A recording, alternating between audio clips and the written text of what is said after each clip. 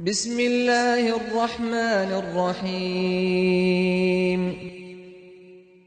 تبارك الذي بيده الملك وهو على كل شيء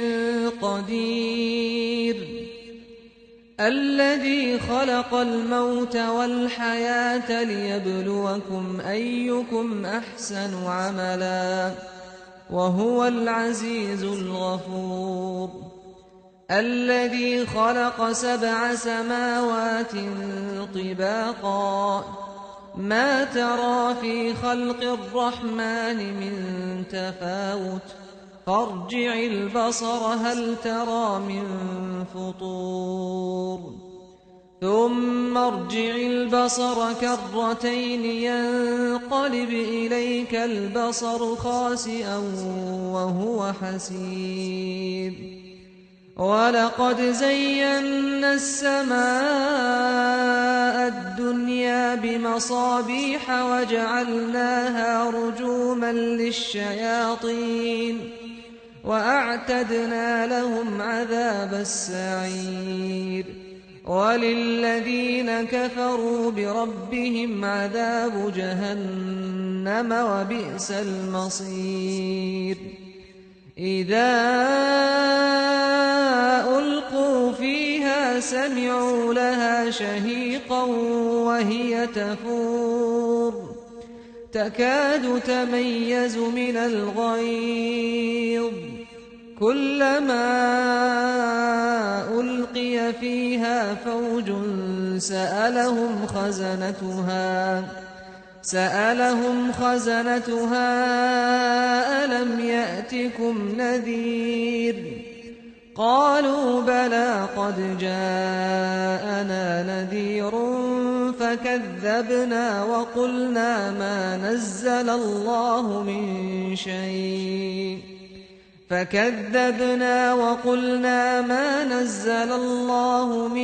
شيء إن أنتم إلا في ضلال كبير وقالوا لو كنا نسمع أو نعقل ما كنا في أصحاب السعير فاعترفوا بذنبهم فسحقا لأصحاب السعير إن الذين يخشون ربهم بالغيب لهم مغفرة وأجر كبير وأسروا قولكم أو اجهروا به إنه عليم بذات الصدور ألا يعلم من خلق وهو اللطيف الخبير هو الذي جعل لكم الأرض ذلولا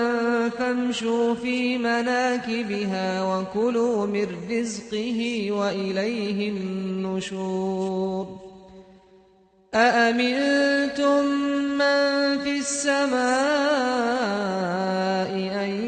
يخسف بكم الأرض فإذا هي تمور أم أمنتم من في السماء أن يرسل عليكم حاصبا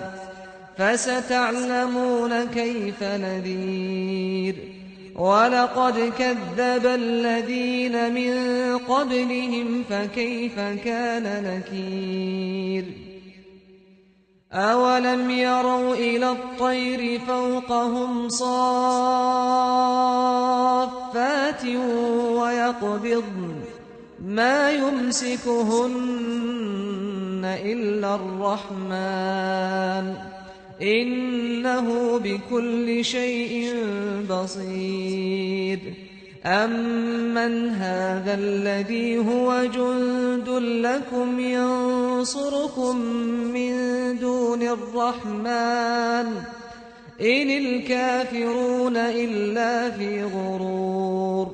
أمن هذا الذي يرزقكم إن أمسك رزقه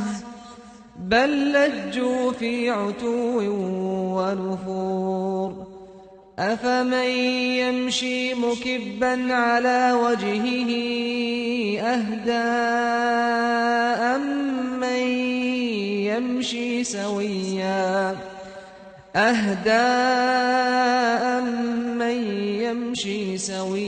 على صراط مستقيم قل هو الذي أنشأكم وجعل لكم السمع والأبصار والأفئدة قليلا ما تشكرون قل هو الذي ذرأكم في الأرض وإليه تحشرون ويقولون متى هذا الوعد إن كنتم صادقين قل إنما العلم عند الله وإنما أنا نذير مبين فلما رأوه زلفة سيئت وجوه الذين كفروا وقيل هذا الذي كنتم به تدعون قل أرأيتم إن أهلكني الله ومن معي أو رحمنا فمن يجير الكافرين من عذاب أليم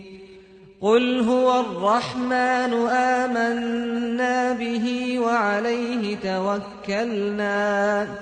فستعلمون من هو في ضلال مبين قل أرأيتم إن أصبح ماؤكم غورا فمن يأتيكم بماء